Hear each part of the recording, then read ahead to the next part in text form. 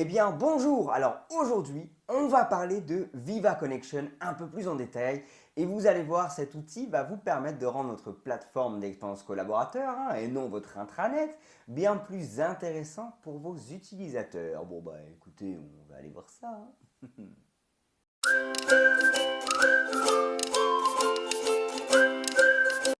Bon bah c'est parti, on va aller voir ça. La première chose que l'on va devoir faire, c'est se connecter à SharePoint. Et oui, forcément, quand on parle de Viva Connection, on va parler de notre site intranet et la première page. Viva Connection va sous-entendre qu'on vienne créer un site home, mais vous allez voir ça, c'est plutôt simple. Bon, première étape, on vient créer un site. Ici, on vient choisir un site de communication. Bon, vous allez voir, je vais vous expliquer prochainement quelle est la différence entre le site de communication, le site d'équipe, le hub, le sous-site, tout ça, vous comprendrez, mais pas aujourd'hui. Enfin, peut-être que vous le savez déjà, mais bon. Donc, site de communication, ici, on vient mettre le nom de notre site. Eh bien, ici, je vais appeler, bon bah, home site, absolument pas original. Ne l'appelez jamais comme ça ne veut rien dire. Ok, vous allez pouvoir rajouter une description si vous le souhaitez. Vous allez pouvoir préciser la langue dans laquelle votre site est publié. Donc, nous, en l'occurrence, en français. On va faire terminer. On va avoir ensuite une page qui va arriver. Donc d'abord, ça mouline un peu. Voilà, l'ordinateur se dit bon, on va créer le site. Le site est en train d'arriver. Voici la chose, voici notre site. Ici, on va avoir une petite pop-up qui va apparaître. Alors pareil, je vous l'expliquerai plus tard, mais je vais quand même vous la montrer aujourd'hui. Vous allez pouvoir partir soit sur un modèle de site complètement vierge, ou alors sur des modèles plutôt bien faits au niveau Microsoft. Par exemple, parcourir les modèles et ici, on va vraiment pouvoir s'éclater. On va dire, bon, bah nous, qu'est-ce qu'on veut faire? On veut faire, bon, bah je ne sais pas, on va dire sujet, tiens, voilà, hop. On vient voir ça, bon, bah ok, bon, ouais, bon, c'est du classico-classique, on revient voir en arrière, et donc on va aller voir peut-être service. Service, il est plutôt sympa, on a des liens d'actualité, on a des documents, tout ça, tout ça. On va dire, bon, ok, je pars sur celui-là, j'utilise ce modèle. Hop, le modèle est en train de s'appliquer. On attend, on peut mettre une petite musique d'ascenseur. On met encore la musique d'ascenseur. Et toujours la musique d'ascenseur. Ah, voilà. Nous voici désormais dans notre magnifique site qui est tout fait, tout beau, tout propre. On a quelque chose de vraiment sympathique. Ici, vous allez me dire, bon bah ok, bon, c'est plutôt simple. Maintenant, on vient faire modifier. Et en modifiant, on va pouvoir aller choisir directement le composant connexion. Parce que vous l'avez peut-être déjà vu. Alors, on va aller faire ajouter une section. On va dire une seule colonne. Et ici, on va rajouter le petit truc et on va chercher connexion. Et là, vous allez dire, bah voilà, Bastien, on a déjà Feed pour Viva Connection, qu'est-ce que. Voilà, c'est pas si compliqué que ça. Mais Viva Connection, ce n'est absolument pas que ça, hein. Pas du tout. Avant de vous expliquer le feed, on va voir la première étape qui est, attention, gros suspense, mettre ce site en home site. Ok, on va faire republier. On va dire oui, ok, republier. On va prendre le lien, hop, copier. Alors, ce qui va suivre, si vous avez les accès à la console d'administration SharePoint, chose que je doute fortement, vous allez pouvoir le faire. Si vous n'y avez pas accès, vous pouvez aller directement sur le prochain chapitre qui va vous expliquer comment fonctionne Viva Connection.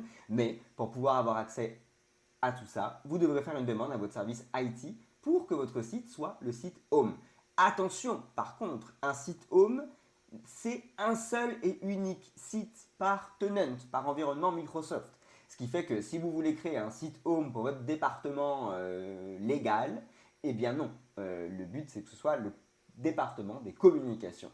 Bon, de ce que j'ai eu oui dire, il y aurait des petites nouveautés qui vont arriver par rapport à ça incessamment sous peu. Je vous tiendrai informé forcément. Allez, on va aller voir comment on fait un site home. Hop, étape numéro 1, je me connecte à ma console d'administration.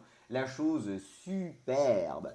Ici, je vais faire Show All. Ok, je vais aller voir SharePoint. Jusque-là, c'est plutôt facile, c'est pas bien compliqué. On attend encore un peu, ça mouline, ça cherche. Hop, on arrive ici. Là-dedans, je vais aller dans Paramètres. Je vais vite parce que c'est très facile. Si je vais vraiment trop vite, retournez en arrière et vous retrouverez tout ça étape par étape.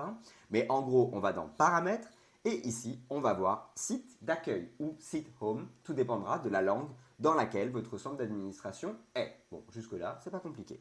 On vient cliquer ici Et là, en fait, vous voyez que mon site home actuel s'appelle Portail. Eh bien non, je ne veux pas que ce soit toi. Hop, je te supprime. Donc là, jusque-là, c'est pas compliqué. On enregistre. On retourne sur le site d'accueil. Et là, on va pouvoir mettre le lien. Hop, je CTRL V mon nouveau site qui s'appelle HomeSite. Très original encore une fois. Je l'enregistre. Mon nouveau site est bien le site d'accueil. Vous le voyez bien ici, HomeSite, qui est désormais le site d'accueil. Hop, petit aparté technique terminé. Retournons à nos moutons. Donc, nous revoilà sur notre magnifique home site. Pour être sûr que tout se soit bien passé au niveau Microsoft, je vais faire un petit refresh de ma page.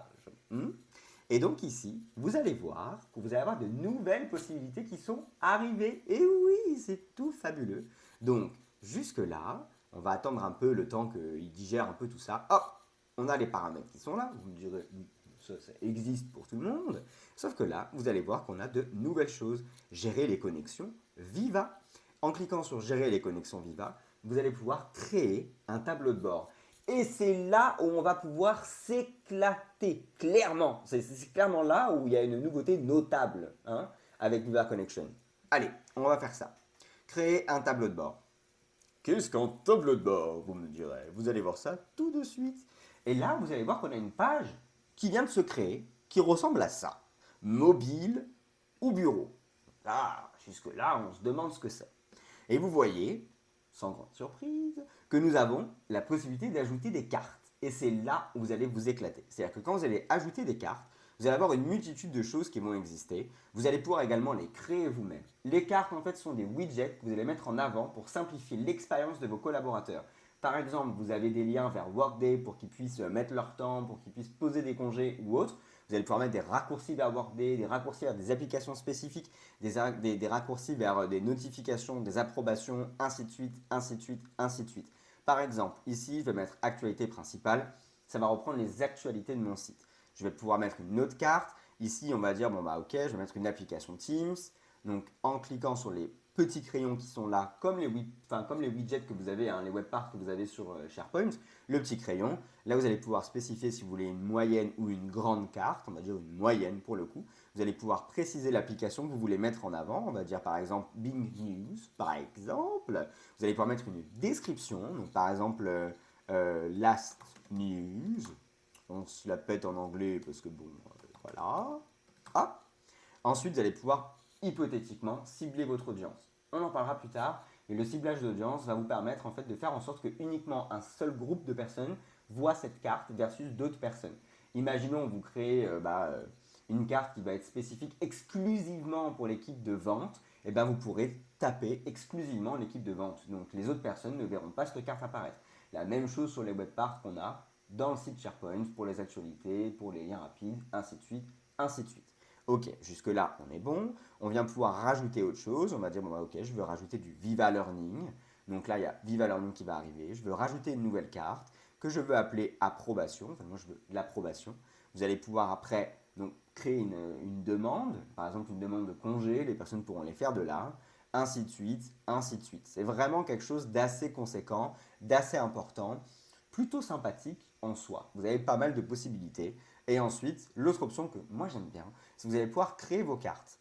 Créer vos cartes, ça veut dire que vous allez pouvoir créer une carte bien spécifique pour des actions très spécifiques chez vous. Vous allez pouvoir donc customiser avec juste une image, juste un texte d'en-tête, ou alors un gros titre et une description, avec encore une fois la taille de la carte, avec un titre, d'accord, donc par exemple titre, très original encore une fois. Vous allez pouvoir spécifier l'image. Donc là, en gros, on a cette chose qui est ici, mais on peut spécifier aussi des icônes qui sont dans la bibliothèque SharePoint. On en a beaucoup. On va mettre ça, OK, sélectionner. Vous allez pouvoir rajouter le titre, la description et les actions qui sont liées à la carte avec les boutons qui sont associés. Donc voilà, vous avez le bouton principal ou le bouton secondaire. On peut désactiver le bouton secondaire. Le bouton secondaire. Le bouton secondaire, c'est compliqué à dire, ainsi de suite, mais vous voyez un peu globalement ce que vous pouvez faire ici. C'est-à-dire que là, par exemple, vous allez pouvoir dire, ok, bon bah, inscription à la partie de Noël, ok, pas compliqué, vous mettez votre lien, vous mettez les choses, vous faites en sorte que ce soit attrayant, ainsi de suite, ainsi de suite.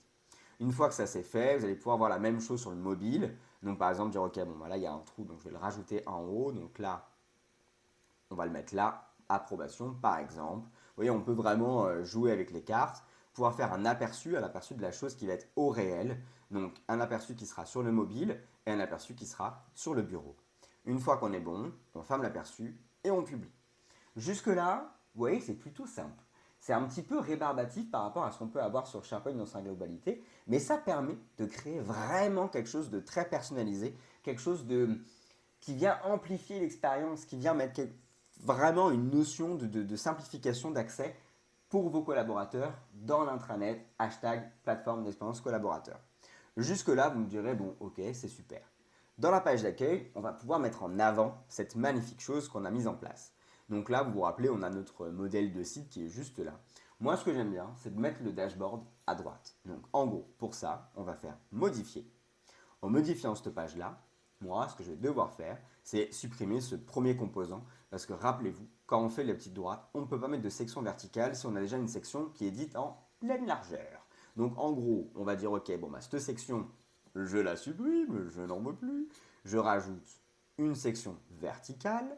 Ici, pour mettre les actualités, je vais rajouter une colonne, tout simplement. On va mettre le bandeau d'actualité ici. Hop.